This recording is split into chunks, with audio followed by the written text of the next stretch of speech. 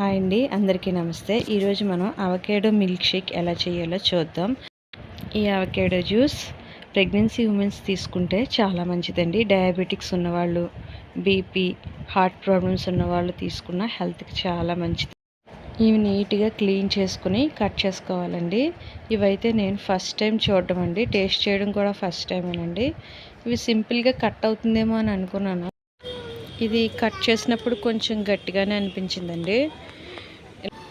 నాకైతే ఒక పచ్చి జాంకాయ కట్ చేస్తే ఎలా ఉంటుంది అలా అనిపించిందండి. సింపుల్గా ఏం కట్ అవ్వలేదు, కొంచెం గట్టిగా అనిపించింది నాకైతే.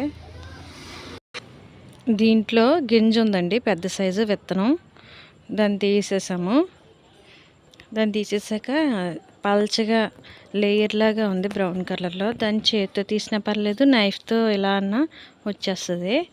వీడియోలో నేను క్లీన్ చేస్తున్నాను చూడండి, అలా సింపుల్గానే వచ్చేస్తుంది చేతితో తీసినా సరే. అలా నేను క్లీన్ చేసాను. వీడియోలో చూస్తే మీకు అర్థమవుతుందండి నేను చెప్పిన దానికంటే. వీడియోలో చూడండి నేను ఎలా క్లీన్ చేస్తున్నానో మీకు తెలుస్తుంది. ఇప్పుడు సెకండ్ అవకాడో కట్ చేస్తున్నామండి. దీన్ని కూడా రౌండ్గా కట్ చేసాం. మధ్యలో గింజ ఉంటుంది కదా, చుట్టూ కట్ చేసి ఇలా ఓపెన్ చేయగానే చాలా నీట్గా ఓపెన్ అయింది. గింజ ఇలా అనగానే వచ్చేసింది. దీనికి కూడా లేయర్ తీస్తాం, లోపల ఉన్న లేయరు. క్లీన్ చేసుకున్నాం. పైన గ్రీన్ కలర్ ఉండే లేయర్ అంతా తీసేసాము. వీటిని చిన్న చిన్న ముక్కలుగా కోసుకుని పక్కన పెడుతున్నాం. పెద్దవైతే మిక్సీ గిన్నెలో నలగవండి. ఇలా ముక్కలు కట్ చేసుకుని ఇవన్నీ ఒక చిన్న మిక్సీ బౌల్లో వేసాము. ఇందులో ఒక టీ గ్లాస్ పాలు వేసి కొంచెం గట్టిగా మెత్తగా అయ్యేలాగా మిక్సీ పట్టాము.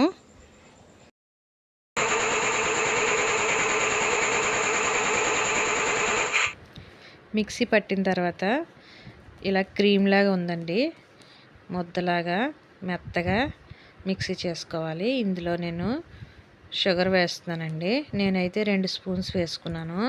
మీరు షుగర్ ఎక్కువ తినేవాళ్ళు అయితే ఇంకా ఎక్కువ వేసుకోండి. వీడియోలో చూపించిన విధంగా షుగర్ వేసుకున్న తర్వాత నేను కాచి చల్లార్చిన పాలు ఫ్రిడ్జ్లో పెట్టుకుని కూలింగ్ అయిన తర్వాత వాటర్ కలపకుండా గ్లాసు పాలు ఇందులో వేస్తున్నానండి.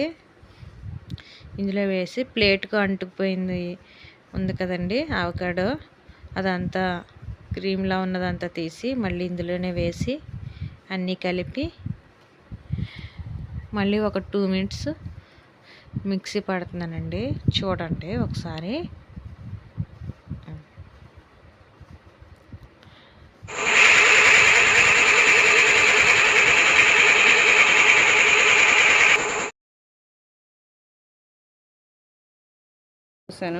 చూడడానికి చాలా బాగుందండి, లైట్ గ్రీన్ కలర్లో.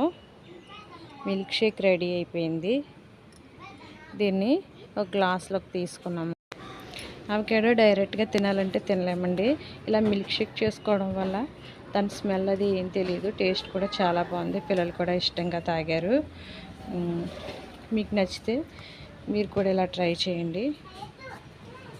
నేనైతే మా ఇంట్లో ఉన్న డ్రై ఫ్రూట్స్తో ఇలా పైన డెకరేట్ చేశాను. మీకు మిల్క్ షేక్ చిక్కగా కావాలనుకుంటే పాలు కొంచెం తగ్గించుకోండి. నేను 1 గ్లాస్ వేసాను, మీరు ½ గ్లాస్ వేసుకున్నా పర్వాలేదు. ట్రై చేయండి, బాగుంటుంది. టేస్ట్ అయితే నాకైతే నచ్చింది. ఈ వీడియో మీకు నచ్చితే లైక్ చేయండి, షేర్ చేయండి, సబ్స్క్రైబ్ చేసుకోండి.